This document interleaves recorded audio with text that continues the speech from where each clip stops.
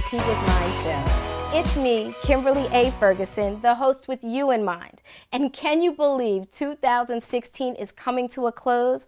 But what a great year we've had together on this show.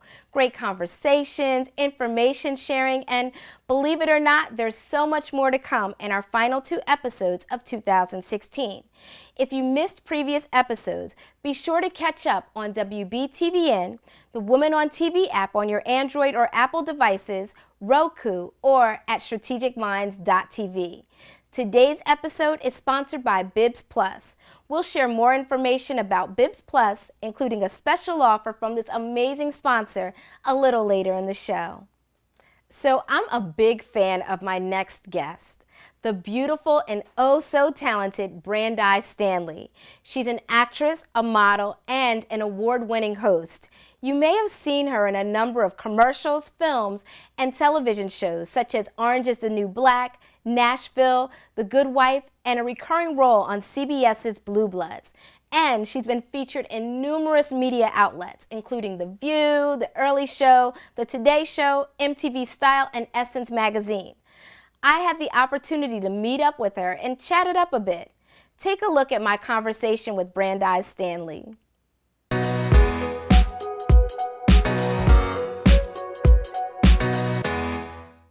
Hello, Strategic Minds. I am here in NYC with Brandhyze Stanley. She's amazing. She's an actress, and she's here today to share a little bit about her journey and give some advice and some tips to help you get better at what you do. Brandhyze, thank you so much for joining us today. Thank you for having me. I appreciate it. So let's get right into it. You are from a small town in Northwest Indiana. I am. How did you end up here in New York City? I'm from a small town called Michigan City, Indiana. It's in Northwest Indiana. And Okay. I honestly was closer to Chicago growing up than I ever was Okay. Indianapolis, which is like 3 hours south. Okay. But even in high school, my Spanish teacher would say that I always said that I wanted to be a model and an actor. And to hear that, years later, you're like, I said that even in high school, really? And so, I went on to college because growing up in a small town, as I did, you would never know. I didn't know growing up that you could be, if you weren't Charlize Theron or Denzel or someone that, if you weren't an A-lister, that you could make a living doing this. Right. And so I kind of liked the international business classes and things that I had in high school, so I took that route. So I went and got a degree in accounting and a minor in Spanish, and, just partway through it, I'm like, I don't think I want to finish. Of course I have to, because, my parents are paying for this, and I got scholarships as well, but I quickly tried to find a route to how to pursue what I really wanted to do, was the acting and the modeling. And so I did my first film there, and I found an internship at Wilhelmina Models online. And it was late one night, and it had been expired, the listing, for a couple of months. And I go into the career services office, and I'm telling someone who I know who works there, and I'm like, I found this great listing, which would really been awesome if I had seen it earlier. And while I'm talking, she's like picking up the phone and she's dialing, and I'm thinking to myself, who is she calling? Like, while we're talking. And she's calling Wilhelmina Models while I'm sitting there. And so she hands me the phone, and I speak to someone, and they said they are, in fact, still looking for interns. My a white lie that I tell is that I'm in the neighborhood for things. So if you'll give me an opportunity, I will make myself in your neighborhood. So a guy I was working on a film with, he was my husband in the film at the time. Okay. I was like, you ever been to New York before? And he's like, no. I'm like, you want to go? So he and I drove 12 hours, had my interview, had lunch with a friend or two, got back in the car and drove back to Chicago the same day. Wow. And so, but I was told that I could have the internship. So I Love graduated, and came a couple weeks after I graduated. I came to New York and interned at Wilhelmina Models, and they gave me an opportunity and signed me to their creative management division, and allowed me to take pictures and go around to the different castings, and so kind of snowballed from there. Nice. So the one thing that I noticed, and I'm sure because as an entrepreneur, I know that things aren't always as easy as they look, but you make everything look so easy. I'm looking at your work. I'm looking at Blue Bloods. You're on Blue Bloods. You were on, oh my goodness, Orange is the New Black. I was so excited. I was like, yes. Me too. So, I saw you there in Nashville. What are some of the challenges that you faced in getting to where you are, and as you're pursuing the direction in which you're going, what are some of the challenges that you faced? Being in this field, you have to get used to hearing no exponentially more than you've heard yes. Okay. And to some people, it looks like, oh, you're all over the place, you're doing all this stuff, you stay so busy. But meanwhile, it took so many more no's and being up late at night and rising early and Red Bulls and espresso shots and, you know, learning lines on the subway on the way there. And it just takes a whole lot to go into it before, you know, you get the yeses. And you have to have the fortitude to keep going to get the yeses, because it's easy to give up. It is so easy to be like, I don't want to do this anymore. I am over it.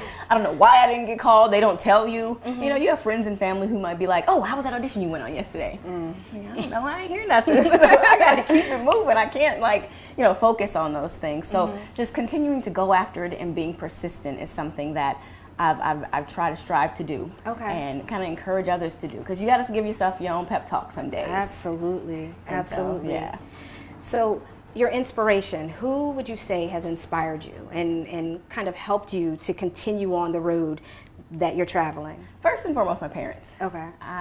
Last night I do leather bags, and so last night I had a complication and I called my mom, and you know, they can make you laugh and you know pat you on your way and say like, it's gonna be all right, you'll figure it out. My boyfriend always tells me that, and I'm always like, I hate to hear that I'm gonna figure it out when I'm in the thick of things and I don't know what I'm doing at the moment. Absolutely. But I've become to be known by people as the person who does figure it out. It may take me a minute. I may need to walk away, mull it over, pray about it, but I'll come back, and I come back with an answer. And so just not taking no, because one of my favorite quotes is, never accept no for an answer, especially from someone not in the position to tell you yes in the first place.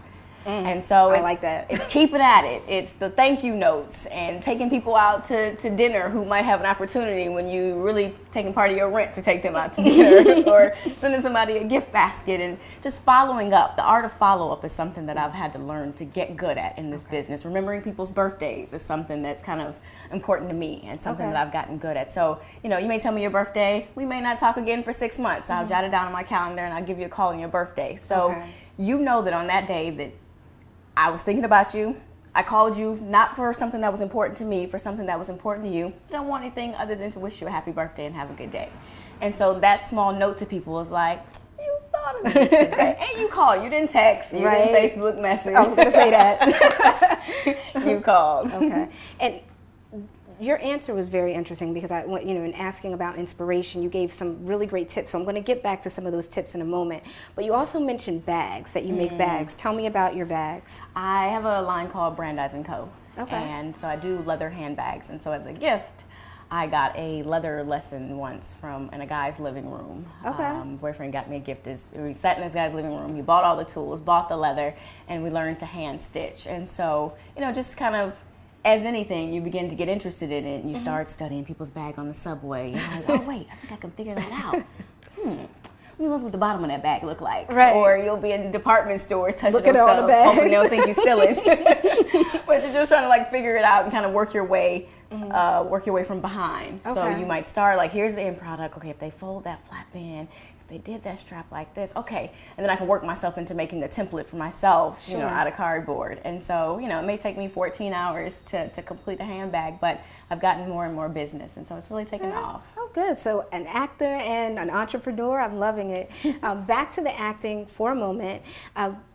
One of the things I noticed was some of the roles that you've been playing. So the reporter, I think it's listed in some places as the tenacious reporter. And the flexibility of what you do right now. So understanding that sometimes you get those roles, the kind of the roles that are standard, or you feel like they're the same types of roles. How do you push to show people your range? What are some of the things that you do to show people some of the different things that you're able to do? Create a backstory for yourself in those particular roles. So they may be written similar, that you jump up in a crowd at a press conference and heckle the main character, or chase someone down in a forest, as I did on Blue Bloods a couple of times to tell the story. But you can also create your own projects. Like I've gotten together with others and created my own short films and stuff. Before I got Orange is the New Black, I did a film where I was haggard looking and tired and just really fretting. And doing that film, one of the lines is, you're not on Orange is the New Black.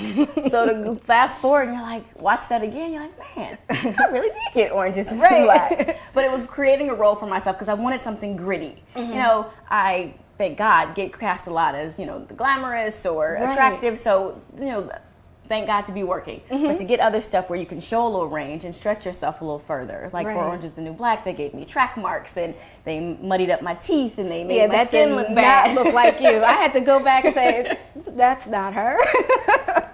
And you know, teased up my hair. And so, you know, to get into character of what's it like to be a drug addict? I've never done drugs in my life. I don't know. So, But to really get into the role. it, yeah. And just being able to show that versatility, because I see it on your reel online. I see the versatility, but then I also notice again, you know, with like Nashville and Blue Bloods, the types of roles. But it's always pivotal, right? So you're always in the role where you say something and then it cuts to commercial.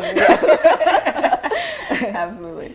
So now let's talk advice. Okay. So, you know, our viewers are always looking for advice and some strategies and techniques, whether they're looking to go into acting or just looking to pursue whatever it is their dream might be.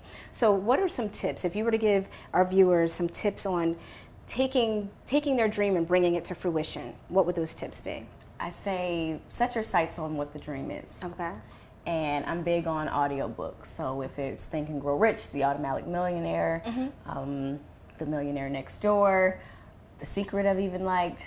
A lot of them talk about having what your goal is, so you know what you're working towards and you can quantify it. It's nothing worse than being like, I want to be successful. I haven't identified for myself what that looks like or how I will know I reached it or not. I love it. But knowing what that is and every day doing something to get you towards that. Okay. Now, as an actor, you can read lines, you can run them with people, you can take classes, you can watch films, you can research. There are a lot of things that you can do. Right. And you don't want to feel like you're being stagnant, like, man, it's been 2 months and I've been saying, because I hate nothing worse than keep year after year talking, you know, say with a friend or something, you guys meet annually for something, and every year you guys have this same conversation about one day we gonna be, and it's just like, I'm like, okay, let's devise a plan to get there. I call that the I'm about to. I'm about to do this and I'm about to do that, and it never happens. Exactly. So being able to say, you know, this year, I think it was a book called Write It Down, Make It Happen. This group get together and they go through their checklist each week of what they're going to do and set their goals. Okay. And you find out that this group is just one of her girlfriends. But they sound so official. Okay. But they keep each other accountable of, you said you were going to do this week. Love Okay, it. you said you were going to contact that person. Now, after you do that, what are you going to say to them and what's your next step going to be? Love it. Because there's nothing, you know, it gives you a different sense of responsibility if I have to keep up with Kimberly, like, man, I got to call her tomorrow, and I didn't do what I said. anything. Let me do this real quick. Otherwise, for it's ourselves, we're quicker to disappoint ourselves and be like, I had a busy week and I didn't get a chance to get to it. Right. I didn't do it. But if you have someone that's your accountability partner, it's easier to achieve your goals. And writing them down, knowing what they are, as I mentioned before. Yes. I think the devil is in the details. I'm big on following up. Some of my friends are like, Brandhyze, you got this follow-up thing on lock. And I don't think I'm doing anything special, but I do want people to remember my work. Right. And sometimes you got to remind people a nice little postcard, send them, tell them, you know, thank you for the interview. As you and I were discussing before, you've had people, you know, go on interviews. Thank you for the interview, thank you for time. Right. I will send people Starbucks gift cards for $5 and tell you, you know, have a cup on me. My mother jokes with me that I would give a gift basket to get into heaven if I could. But I'm big on showing people my appreciation and that I thank you for taking your time, you know, to see me. I love it. And so, you know, just following up with people, letting them know what you got going on, being consistent. That way they know whatever I'm going to get from Kimberly, whatever I'm going to get from Brandhyze, it's always going to be the same thing across the board. I'm going to show up on time, just the little things. Right. I've heard people say for auditions, people show up and don't know their lines. And you're like, What? How does that work? What? I've gotten 10 pages before and literally been like, your audition is tomorrow morning. And I stay up. Got to get a couple Red Bulls, but I will stay up pacing around my apartment, getting those lines memorized, have someone read them to me, put them on my phone so I can like listen to them over and over. Right. But just doing whatever it is so that you are prepared. So people can't ever say, I mean, that person was cool, but you know, they were nice to be around, but they didn't really get their job done. Right. Like when I worked on Survivor's Remorse, the director came up to me at the end and he said, you didn't drop a syllable all day. You were awesome. And I'm like, oh, thanks. I pride myself on getting it right. Right. Now, are there days where we're like, I don't know what's going on or how I'm going to pull this off or I had a late night or whatever it is. But we want to be professional when we get there. Absolutely. And do everything we can on our part. You know, the rest I got to leave up to God. But I try to do my part. Oh my goodness, what great tips. I mean, when you were talking about quantifying, so, just putting a measure on whatever that goal is, that's big. That's huge with me. So as everyone that you hit, like the consistency, and anyone who's read my book, they know, these are things that are so very important. So I love the fact, and you and I didn't even talk about this ahead of time. Right. So I'm loving what you've shared as far as challenges and tips and techniques that will help to make our audience even better at what they're doing. I thank you so much for taking the time to come and meet with me today. It has been an absolute pleasure to talk to you. Me too. And in all you do, continue to be strategic. Thank you. Isn't she incredible? Be sure to check your local listings to see Brandhyze in Christmas in Homestead on the Hallmark Channel. For more information on Brandhyze Stanley and to keep up on what's next, please visit brandhyzestanley.com. You can also follow her on Twitter and Instagram at Brandhyze. Our babies deserve the best. Bibs Plus understands this and handcrafts well-constructed, fashion-forward, triple-layer stay-dry baby bibs for our precious little ones. Their customers share that they love the great looks, great value, and great quality. Bibs Plus Baby Bibs and other great offerings can be purchased at shop.bibsplus.com.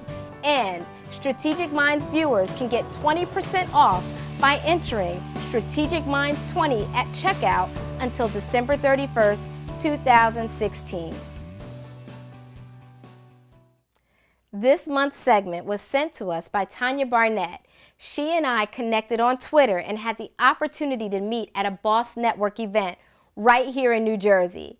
Tanya Barnett is a speaker, author, and the Real Wife Coach. She's the author of Being a Wife Just Got Real, Things I Wish I Knew Before I Said I Do. She coaches women in preparation to be great wives, and she gives current wives tools to implement in order to create strong marriages and families, one wife at a time. She's a mother, wife, marathoner, triathlete, and a serious book lover. Let's hear from Tanya Barnett. Hi, this is Tanya Barnett, your Real Wife Coach. I want to thank Kimberly Ferguson at the Strategic Mind Show for having me on today. I am so super excited about this segment. In this segment, I'm going to teach you a tip on how you can effectively communicate with your spouse. What is this tip, you ask? This tip is letter writing. You heard right, letter writing. We're going to go old school here, so just bear with me, okay? So the first thing you need to get is a pen and some paper. I also want you to find a quiet place to write this letter. That place can be your bedroom, your car, maybe even a coffee shop. Whatever works for you, make sure you find one, okay? The next thing I want you to do is I want you to take your time and do an outline. Put your bullet points down of those things that are important to you that you want to convey. Also, take some time with this letter. It could take you a day or two, maybe even a week, but I really want you to take time to think about what you're going to be putting in this letter. Now, these are some pitfalls I want you to avoid. We're not going to be judgmental. We're not going to be accusing our husbands of anything. We're not going to be sarcastic, and we're definitely not going to do any name calling. All we're going to do is put down the facts of how we feel. You could say something like, honey, when this is how I feel. You're going to make this letter about you and about your feelings. This way you can appeal to him and to his heartstrings. After your letter is done, you're going to put it in a sealed envelope. And that's on the top of the sealed envelope, you're going to write, do not respond. Why do I want you to do that? Because I don't want him to respond. Point blank. I want him to take this letter. I want him to go to a quiet place, and I want him to read it as well. Give him a day or two, a week, a month. I know in a couple of letters I've written to my husband, sometimes he didn't respond at all. Other times he came back a couple of days later and we had a good conversation about it. This is a great tip to do when you're at a place where you're just not getting anywhere in a conversation or an argument or a disagreement. This is a great way to let your feelings be known and for him to hear your heart. So, without further ado, I want you ladies to get your pen, get your paper, and get to letter writing. Love it. I'm going to get my pen and paper and get ready to write. Thank you, Tanya. For more information on Tanya Barnett, Real Wife Coach, and the Real Wife Movement, visit www.realwifemovement.com and follow her on Twitter at Real Wife Coach. My next segment is back by popular demand. I met Stuart Andrew Alexander on LinkedIn. He is an international digital media strategist and talk show host at Impact Makers Radio, who consults directly with high net worth individuals in the fields of business, finance, health, and personal success. He has helped hundreds of small business owners, including me, to grow their businesses with his Find, Trust, and Choose system. That's a proprietary system that positions his clients as the obvious choice within their industry, resulting in more prospects, more clients, and ultimately more money. Stuart has lived, worked, and built businesses in international locations all across the world. And in this Strategic Minds replay, he shares quick-fire insights into how to attract more prospects and clients from online interviews. Hi, this is Stuart Andrew Alexander from Impact Makers Radio, and I'm here today to share with you how to attract more prospects, more clients, and ultimately more money for your business. Now, with that said, the method that we're going to be talking about today is podcasting or online radio shows. Now, when most people think about going onto a podcast or an online radio show, they are thinking about, I have to get more traffic, I have to get more exposure, I have to get more clicks to my website. Now, that school of thought has been around for many years, and there's nothing fundamentally wrong with that. But what I want to share with you today is a different perspective, a different angle, so to speak, where when you go onto a show, you're going to be able to leverage the fact that you've been on a show and gain more traffic, more prospects, more clients, more opportunities to position yourself as an expert within your industry. So let's quickly go through this so that you can understand exactly what you need to do. Now, firstly, when you go onto a show, you really want to avoid talking about yourself or your lifestyle or even your business. There's a time and place for that, but it's certainly not at the beginning of the show or at the middle of the show. Leave it to the end of the show, okay? So if you can discuss that with the host, just tell him you're there to speak about the problems, the misconceptions, the obstacles, the pitfalls, the fears of your target audience.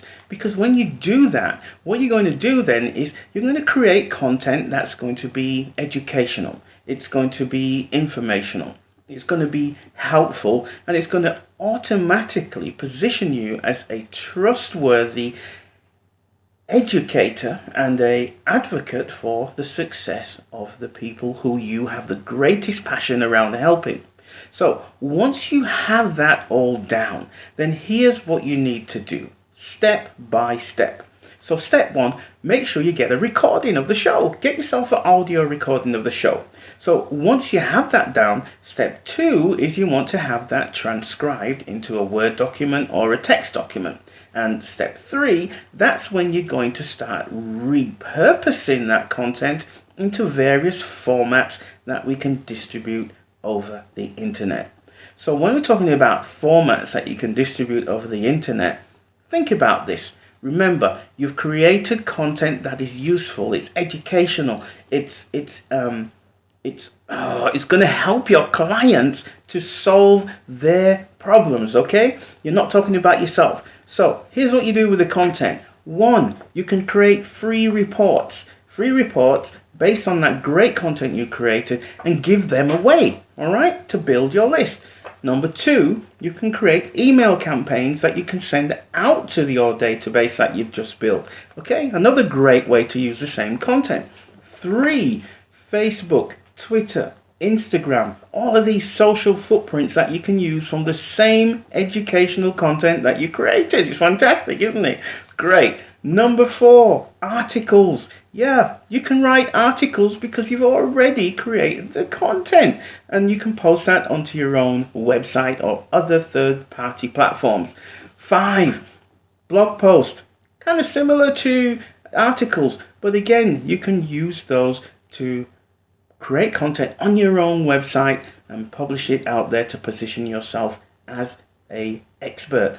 Number six, LinkedIn. This is a place not just for job seekers. This is a place for hundreds of thousands of business decision makers, people who you need to be making a good impression with, and there's no better place to do that than on LinkedIn posts, okay?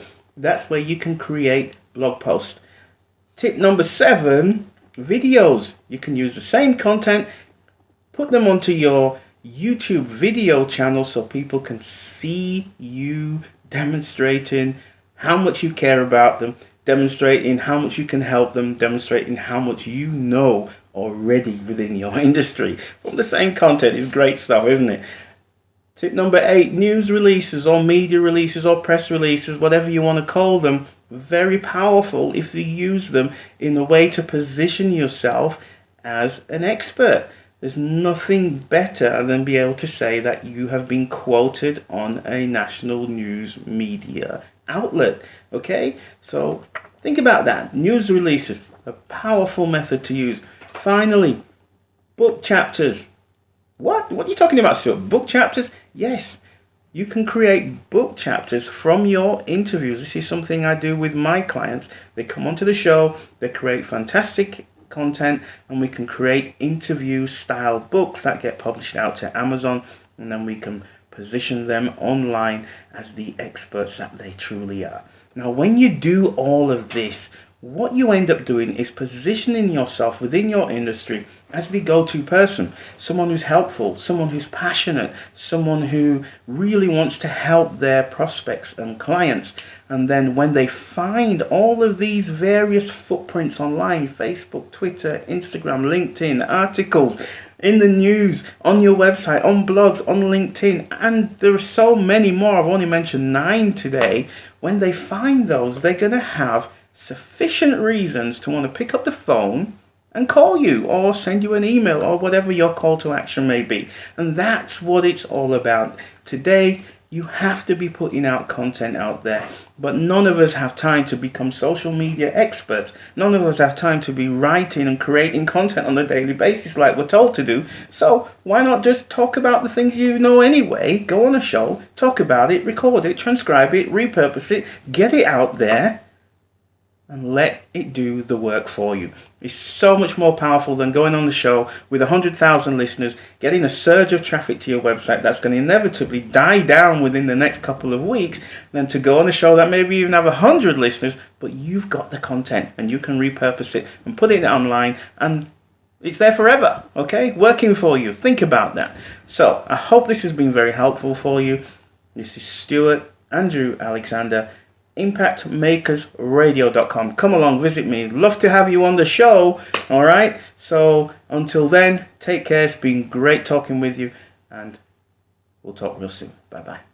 Stuart continues on his mission to build a platform where what he calls global impact makers can share their expertise surrounding the obstacles, misconceptions, pitfalls, and fears of the individuals and organizations they love to help the most.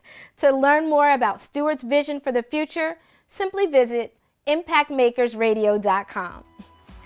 Well, there you have it, another wonderful edition of my favorite online empowerment series, The Strategic Mind Show. Hey, you want to stay connected with us? Join the Strategic Minds group on Facebook, register for our mailing list at strategicminds.tv, download the Women on TV app to watch this show and other WBTVN broadcasts, and visit our page on WBTVN to participate in our online chat and more. And for more about me, Kimberly A. Ferguson, Amazon.com best-selling author, learning and development consultant, 2016 Boss Network influencer, speaker, and the host with you in mind, visit me online at kfergspeaks.com or follow me across social media platforms at kfergspeaks. We thank you for watching, and in all you do, be strategic.